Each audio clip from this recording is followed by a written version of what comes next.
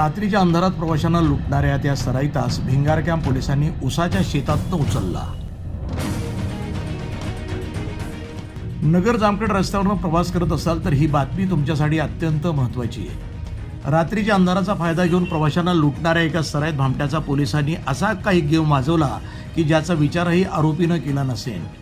नगर जामखेड रोडवरील वृंदावन मंगल कार्यालयासमोर दिनांक 25 फेब्रुवारी 2026 रोजी पहाटे 3:45च्या सुमारास एका प्रवाशाची अडवणूक करून त्याला शिवीगाळ, दमदाटी आणि मारहाण करत रोख रक्कम, सोन्याचे दागिने आणि तयार कोळसा हा बळजबरीनं चोरून नेल्याची खळबळजनक घटना घडली होती। या प्रकरणी भिंगार कॅम्प पोलीस ठाण्यात गुन्हा रजिस्टर नंबर 284/2026 भारतीय न्याय संहिता कलम 309(4), 115(2), 351(2), 352(3)(5) अन्वये गुन्हा दाखल करण्यात आला होता।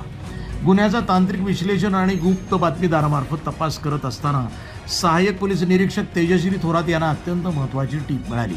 या गुन्ह्यातील फरार आरोपी हा तिसगाव तालुका पाथर्डी येथील एका उसाच्या शेतामध्ये लपून बसल्याची पक्की माहिती पोलिसांना मिळाली।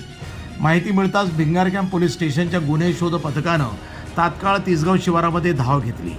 पोलीस आल्याचा सुगाव लागताच आरोपीनं शेतातनं पळ काढण्याचा प्रयत्न केला, मात्र सतर्क पथकानं त्याचा थरारक पाठलाग करून त्याला जागीच पकडले आणि ताब्यात घेतलं।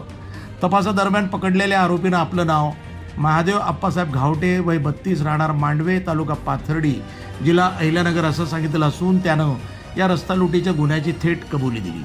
ही कारवाई पोलीस अधीक्षक मम्मुका सुदर्शन, अप्पर पोलीस अधीक्षक वैभव कलबुर्मे, उपविभागीय पोलीस अधिकारी डॉक्टर दिलीप टिप्परसे, नगर शहर भाग यांच्या मार्गदर्शनाखाली भिंगार कॅम्प पोलीस ठाण्याच्या सहाय्यक पोलीस निरीक्षक तेजश्री थोरात, पोलीस उपनिरीक्षक योगेश पवार, पोलीस अंमलदार दीपक शिंदे, रवींद्र टकले, रामनाथ डोळे, कैलास शिरसाट, प्रमोद लहारे, वैभव झिने, दक्षिण मोबाईल सेलचे अरुण सांगळे यांनी केली आहे।